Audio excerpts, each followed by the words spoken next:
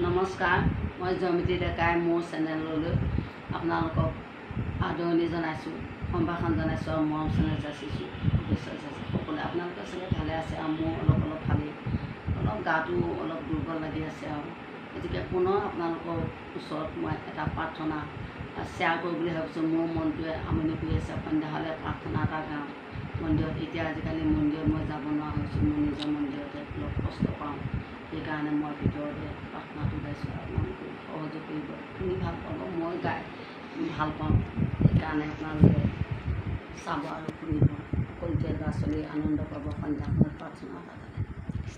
হে মহাবিশ্বৰ পৰম শক্তি, আমাকো শক্তি দিয়া, তোমাৰ কৰুণা ধাৰাৰে আমাৰ জীৱন পূৰ্ণ কৰা।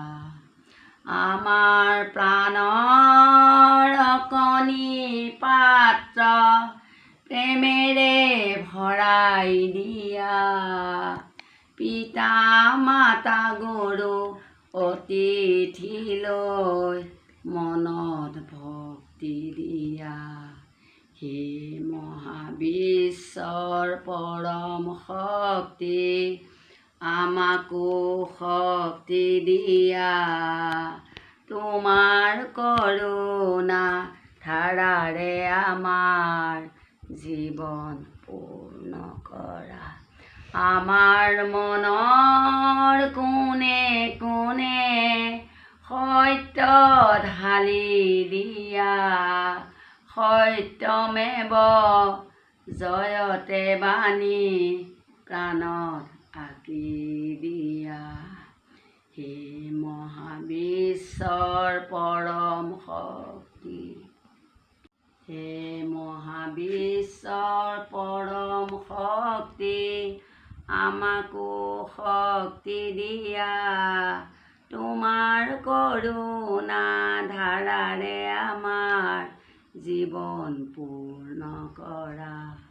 আমাৰ মনত ধৰ্ম দিয়া, ধৰ্মৰ পথত চলো, ন্যায় কৰ্ম কৰিম আমি, কৰ্মই ধৰ্ম বোলো। হে মহাবিশ্বৰ পৰম শক্তি, আমাকো শক্তি দিয়া, তোমাৰ কৰুণা ধাৰাৰে আমাৰ জীৱন পূৰ্ণ কৰা। ওম নমো নাৰায়ণ প্ৰসন্ন হক হি কৰি কণাপঞ্জন, আপোনাৰ মহিমা আপুনি বিকট কৰি জীৱক কৰি বিধান প্ৰভু, সকলো প্ৰাণীয়ে যাতে ভালে ভালে থাকে। অসমবাসী ৰাইজ সকলোতে যিসকলে চাই আছে বা যিবিলাকে চোৱাও নাই বা পিছলৈ চাব, এই সকলোকে মই মৰম চেনেহ আশীৰ্বাদ দিছোঁ আৰু ডাঙৰসকলক মই সেৱা দি জনাইছোঁ, সৰুসকলক মই মৰম চেনেহ জনাইছোঁ। সকলোৱে যাতে পঢ়িবলৈ মন যায়, এই প্ৰাৰ্থনাতে গাব আৰু আলহী অতিথিক যাতে শুশ্ৰূষা কৰে। মই মোৰ নাতি সকলোকো মোৰ বোৱাৰীহঁতকো শিকাইছোঁ। মই নিজেও আলহী অতিথি আহিলে, খোজনীয়া মগনীয়া আহিলে অতি যদি আকৌ ফিজিকেল হেণ্ডিকেপ, তেতিয়া মই আৰু বহুত হেৰি কৰোঁ। মই বহিবলৈ দিওঁ, ধুনীয়াকৈ চাহ পানী কিবা খোৱা যি সামৰ্থ্য অনুযায়ী মই দিওঁ। তেনেকৈ মই আলহী খুব ভাল পাওঁ। মোৰ ল'ৰাকেইটাও কয়, আমাৰ মায়ে বাটৰ পৰা আলহী মাতি মাতি আনে, আপোনালোকেও আমাৰ ঘৰলৈ আহিবচোন। মই বহুত ভাল পাওঁ, মই আলহী বহুত ভাল পাওঁ, সেইকাৰণে এই প্ৰাৰ্থনাটো মই বহুত ভাল পাওঁ, মই গাই থাকোঁ। সেয়ে মই আপোনালোকেও গাবচোন। আলহী অতিথিক আপোনালোকে শুশ্ৰূষা কৰিব, খোজনীয়া মগনীয়াক অৱহেলা নকৰি, যি সামৰ্থ্য অনুযায়ী এটকা পাই হ'লে এটকা দিব, তেতিয়া আপোনালোকৰ বহুত মনত শান্তি হ'ব। ভগৱানে পৰীক্ষা কৰে, ভগৱানৰ ৰূপত নাহে, অতিথি খোজনীয়া মগনীয়া হৈহে আহে।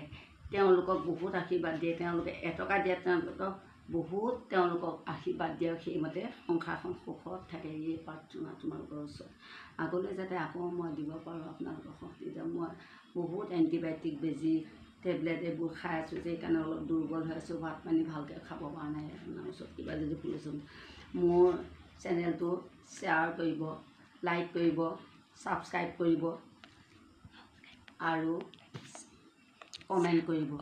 আপোনালোকৰ যদি মোক এটা কমেণ্টে মোক বহুত আনন্দ দিব, মোৰ বেমাৰ আজাৰ ভাল হ'ব। আৰু আপোনালোকে ছাবস্ক্ৰাইব কৰিলে মই আগলৈ ভিডিঅ' দিবলৈ মন যাব, মই ভাল হ'লে মই বহুত ভাল ভিডিঅ' দিবলৈ চেষ্টা কৰিম।